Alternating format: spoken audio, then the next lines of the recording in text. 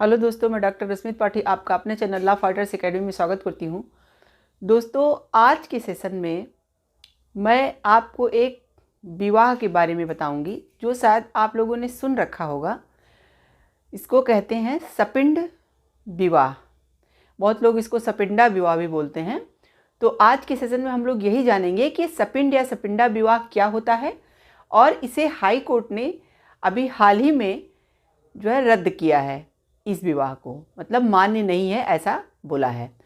तो चलिए हम लोग इसी बात को कि सपिंड विवाह क्या होता है और क्यों हाई कोर्ट ने रद्द किया इसको विस्तार से जानते हैं।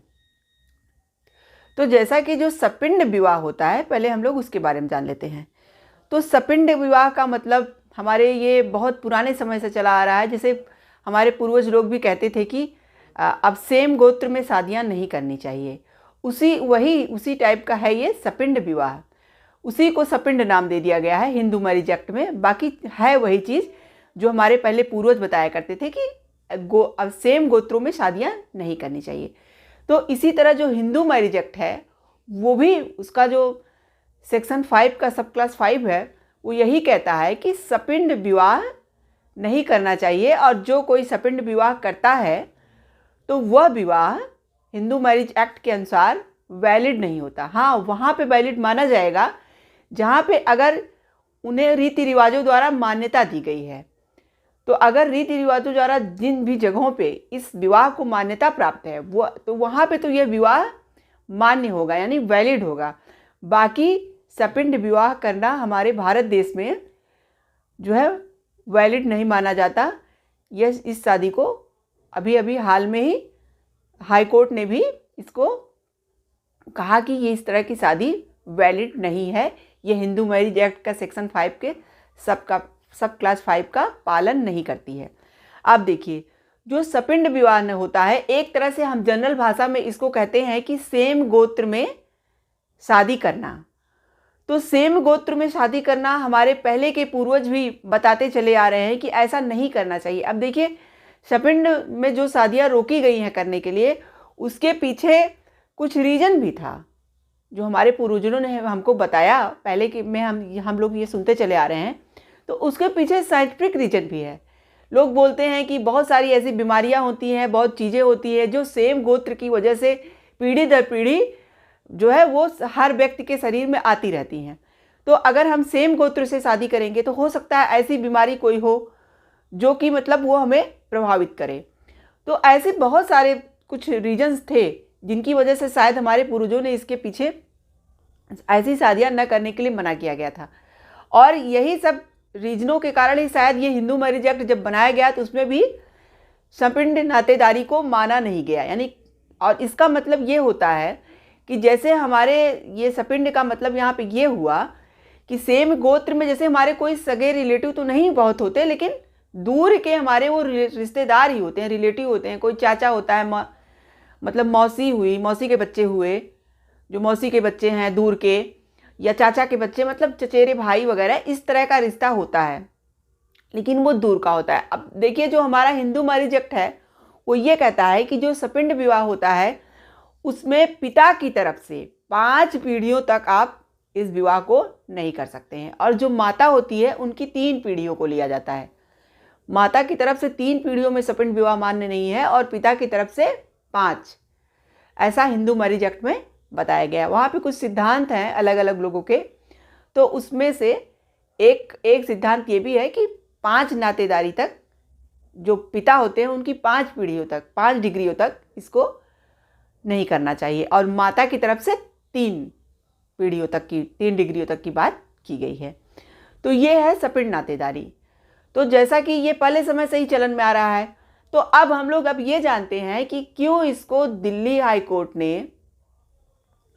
ने अभी कुछ दिन पहले गुरुवार के दिन अभी क्या किया कि इसको एक केस की सुनवाई में इस तरह की शादी को वैलिड नहीं माना।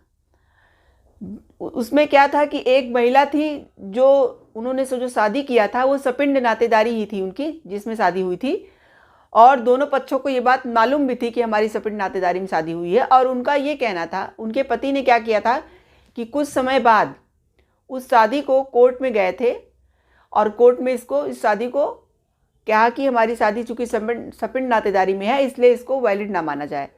तो वहाँ पे कोर्ट ने जो है, जाहिर सी बात है, हिंदू मैरिज एक्ट का ये पालन नहीं कर रहा था, इसलिए इसको वैलिड नहीं माना और इस शादी को शून्य कर दिया। लेकिन ये महिला जो है, इनका ये कहना था कि जब हम लोगों ने शादी कर लिया तो किसी शादी को हम शादी होने के बाद क्यों तोड़े? जब हमारी शादियां हो ही गई तो इसे मान्य क्यों नहीं माना जा रहा है? उनका ये कहना था। और उनका ये भी कहना था कि यह कॉन्स्टिट्यूशन के आर्टिकल 40 का भी पालन नहीं करता, जिसमें समानता की बात बताई गई है कि कहीं पे सपिंड विवाह इनका कहना था कि माना जाता है। तो देखिए, माना वहाँ पे जाता है जहाँ पे वही रीति रिवाज जहाँ की मान्यता देती हैं ऐसी शादियाँ करने के लिए। यही कोर्ट ने भी उनको कहा, यही सब बातें उन्होंने बताया कोर्ट को और कहा कि मतलब अपनी बात रखी। तो जब इनका जो है लोअर कोर्ट में तो ये मामला खारिज कर दिया गया था, तब ये गई हाई कोर्ट। तो जब ये हाई कोर्ट गई तो हाई कोर्ट ने जब सारी बातों को सुना समझा तो हाई कोर्ट ने भी इनको कहा यही कि इस तरह की सपिंड नातेदारी में शादी करना वैलिड नहीं माना जाता। आप ये नहीं कह सकती कि आर्टिकल 40 का पालन नहीं करता। देखिए, यहाँ पे आर्टिकल 40 की बात कहाँ से आ गई? जब यह बात कही गई है हिंदू मैरिज एक्ट में कि यह तभी मान्य होगी जहाँ के रूढ़ियों में या फिर जहाँ के रीति रिवाजों में यह शादी प्रचलित है, और जहाँ नहीं प्रचलित है वहाँ नहीं माना जाएगा। तो जब आपके यहाँ नहीं प्रचलित है तब आप क्यों इसको मान रही? और आपको जब नॉलेज था इस बात का, दोनों पक्षकारों को जब इस बात का मालूम भी था कि दोनों सपिंड नातेदारी में है, चचेरे भाई हैं दूर के, आपके हस्बैंड जिससे आपने शादी किया, तो फिर उसमें हम लोग क्या कर सकते हैं? तो कोर्ट ने भी उनकी जो है याचना को जो लेके गई थी उसको खारिज कर दिया और उनकी विवाह को वैलिड नहीं बताया। उन्होंने कहा कि कोर्ट ने कि सपिंड विवाह जो होता है, सपिंड में जो शादियाँ होती है, वो जब हिंदू मैरिज एक्ट के अनुसार शुरू से ही वैलिड नहीं थी तो वैलिड नहीं होंगी। इवन ये महिला जो थी वो हाई कोर्ट जाने से पहले सुप्रीम कोर्ट भी गई थी, लेकिन सुप्रीम कोर्ट ने इनको कहा कि पहले आप जाइए, नियम से आइए मेरे पास। पहले आप हाई कोर्ट के पास तो गई ही नहीं, आप मेरे पास पहले ही आ गई। तो सुप्रीम कोर्ट ने इनको हाई कोर्ट के पास भेज दिया था।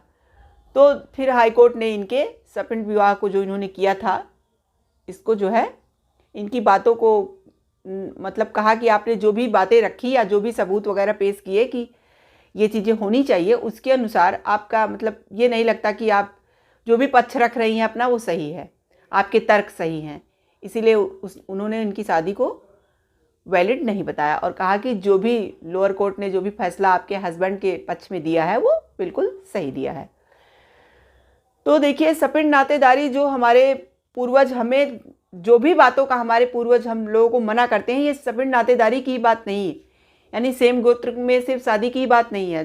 अगर हमारे पुराने समय से हमारे पूर्वज हमें जिन जिन बातों के लिए अगर रोकते आते हैं तो उसके पीछे ज़रूर कुछ न कुछ कारण होता है। तो उन कारणों को हम लोगों को ध्यान देना चाहिए और समझना चाहिए। हाँ, ये बात ज़रूर है कि ये जो हमारा जो फंडामेंटल राइट है कि कोई भी दो पर्सन आपस में शादी कर सकते हैं, लेकिन जब इस तरह की शादियों का शुरू से ही रोक लगा हुआ है तो इस तरह की शादियां वैलिड नहीं मानी जाती हैं। यह हिंदू मैरिज एक्ट भी कहता है, हमारे पुराने समय से भी ये बात चली आ रही है कि सेम गोत्र में शादियां सही नहीं होती हैं।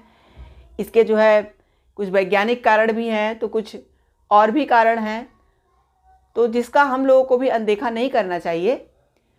और इसके माध्यम से हमें ये तो पता चला कि हमारे जो पुराने पूर्वज थे, यानी हमारे पूर्वज हैं, वो जो बातें हमें बताते हैं वो आगे आती ही रहती हैं और वो जो बातें बताते हैं वो सही भी होती हैं।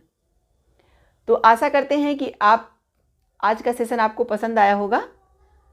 आप ऐसे ही मेरे चैनल को लाइक कीजिए, सब्सक्राइब कीजिए, शेयर कीजिए और बेल आइकन को दबाइए, जिससे मैं आपको ऐसे ही नए नए केसों और नई नई जानकारियों से अवगत कराती रहूं। आज के लिए बस इतना ही। Thank you very much.